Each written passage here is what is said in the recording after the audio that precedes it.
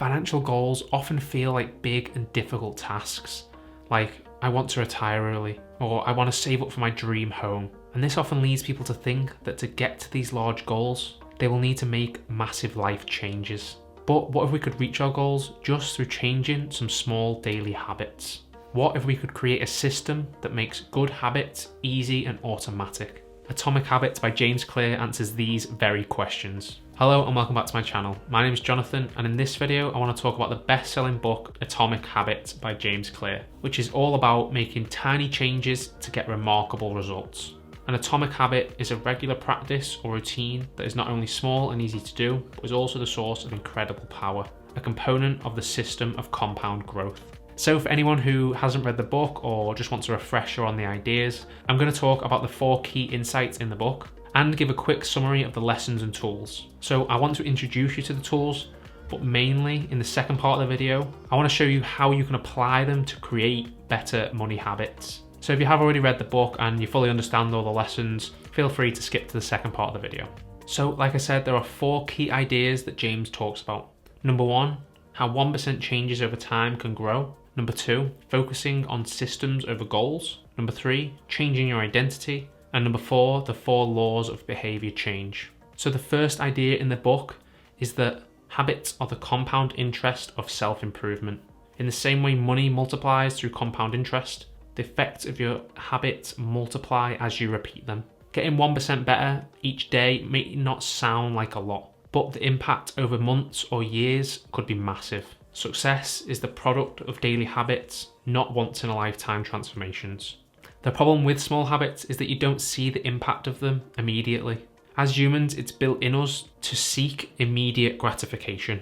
So it's very hard for us to focus on things when the reward is much further down the line. Small changes often appear to make no difference to you until you cross a critical threshold. The most powerful outcomes of any compounding process are delayed. You need to be patient. James's next idea is to focus on systems and forget about goals. What's the difference between systems and goals? Goals are about the results you want to achieve. Systems are about the processes that lead to those results. James talks about 4 problems that he's got with goals. Number 1 is that the people who fail and the people who succeed have the same goals. The goal cannot be what differentiates the winners and the losers. Number 2 is that achieving a goal is a momentary change. Let's say you achieve your goal of cleaning your messy room. Then for now, you have a clean room. But if you maintain the habits and steps that got it messy in the first place, then you'll soon be looking at a messy room again in just a few days. When you solve problems at the results level, you only solve them temporarily. In order to improve for good, you need to solve problems at the systems level. Fix the inputs and the outputs will fix themselves. Number 3 is that goals restrict your happiness. There is an implicit assumption behind every goal that when you reach that goal, you will be happy. So it leaves you always wanting to achieve that next goal to allow yourself to be happy. And finally, goals are at odds with long-term progress. If the goal is what's motivating you, what happens when you achieve that goal? What's left to motivate you going forward? The purpose of setting goals is to win the game. The purpose of building systems is to continue playing the game. True long-term thinking is goalless thinking. It's not about any single accomplishment. It's about the cycle of endless refinement and continuous improvement. Ultimately, it is your commitment to the process that will determine your progress. For example, let's say I want to save for an early retirement. Yes, of course, I've got that goal, but once you've worked out how much you want to actually save, it makes no difference whether I concentrate every day on that goal or not. If I never thought about the goal and focused only on the system of how I would save and invest and manage my money, then I'm much more likely to reach the goal. You do not rise to the level of your goals, you fall to the level of your systems. The next idea James talks about is how when people begin changing their habits, they use what he calls the outcome-based approach. But instead, they should be using the identity-based approach. Using a finance-related example, the outcome-based habits approach goes something like, I want financial freedom. So if I manage my money well, then I will be someone who is good with money. But the identity-based approach would go something like, I am someone who is good with money, so I manage my money well, therefore I will gain financial freedom. True behavior change is identity change. The goal is not to read a book, the goal is to become a reader. The goal is not to run a marathon, the goal is to become a runner. The most effective way to change your habits is to focus not on what you want to achieve, but on who you wish to become. So once you understand how your habits can compound over time, that your systems are much more important than your goals, and that changing your identity is key to behavior change, then we can now talk about how habits form and how we can build our own habits. And in the book, the process of building habits is split into 4 stages: the cue, the craving, the response, and the reward. The cue is what triggers your brain to initiate an action. The craving is the motivation behind it. The response is the actual habit you perform. And the reward is the end goal of the habit. And from this habit loop comes James's 4 laws of behavior change. The first law is to make it obvious. This is all about making the habit obvious by designing your system and environment. Basically, just make the cue of your good habit obvious so that it easily triggers your brain to initiate action. The second law is to make it attractive. You need to make the motivation behind the habit attractive. You need to want to do the habit. The third law is to make it easy. So the actual process of starting and completing the habit needs to be as easy as it possibly can be. And the fourth law is to make it satisfying. We do this by immediately rewarding ourselves on completion of the habit. If the habit was not rewarded and is not satisfying, the brain will not create this habit loop and start to associate the cue with the reward, which in the end is what we want so that we continue to repeat this habit. It starts to become automatic. So now we know the key ideas in the book, and I want to show you a few ways of applying these ideas by going through 2 examples and using the 4 laws of behavior change to build good money habits. I'm going to do this by going through a Notion page that I built to help me build good habits. So the first good money habit is making coffee at home instead of buying one on the way to work. It's easy to see why this is a good money habit. So let's start with the cue and the first law, which is to make it obvious. So I've used a very simple but effective habit stacking tool, which is after current habit, I will new habit. This tool works by making you much less likely to forget your new habit because you'll start to associate the habit you already have with your new habit. So in this example, after I get dressed, I will make a coffee in a travel mug. Also, it's called habit stacking because you can stack as many habits on top of it as you want. For example, after I make a coffee in a travel mug, I will wash the dishes, and so on and so on. Next, we will look at the craving and the second law of make it attractive. So one way to make making coffee at home more attractive could be to buy a nice travel mug. If you love your travel mug like I do, then you're much more likely to use it in the first place. You can invest in a good mug up front, and if you're using it every day, it'll pay for itself very quickly. Next is the response and the third law, which is make it easy. So one tool to make it easy is to reduce friction, decrease the number of steps between you and your good habits. Pretty self-explanatory. If you reduce the amount of things that can get in the way of you and your good habit, then you're more likely to do it. So in this example, we could put the stuff you need to make a coffee on the kitchen counter the night before. So then it's super easy to get started in the morning. Another tool to make it easy is to automate your habits. Invest in technology and one-time purchases that lock in future behavior. So to use this tool, we could buy a timed coffee machine that you set the night before. So when you wake up, the coffee is literally already made. Then all you have to do is pour it into your mug. It doesn't get much easier than that. And lastly is the reward and the fourth law, make it satisfying. It is built in our brains to want immediate rewards. So the sooner and more satisfying the reward is, the more likely we are to repeat the behavior. So one tool to do this is to use reinforcement.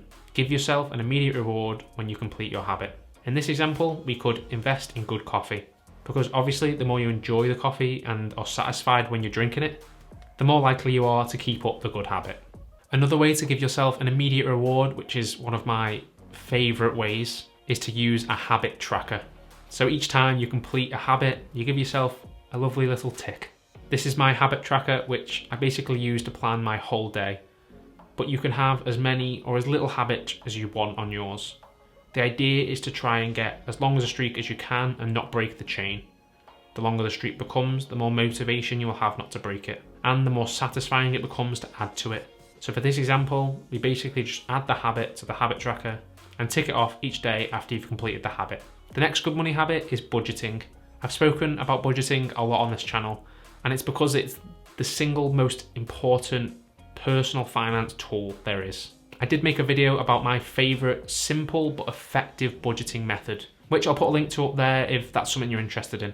Budgeting is a very different kind of habit to the first one, but you will see how we can apply these laws in very similar ways. So how can we make budgeting, this habit, obvious? First, we could use the implementation intention template, which is similar to the habit stacking technique, but it's for when you don't have another habit that you can stack upon. When we say things like, I want to read more, or I want to eat better, or I want to be better with money, these statements are just very vague, they're very easy to forget, and they're very easy not to act upon. So if we want there to be real action, we need to be more specific. So to do this, we can use this template.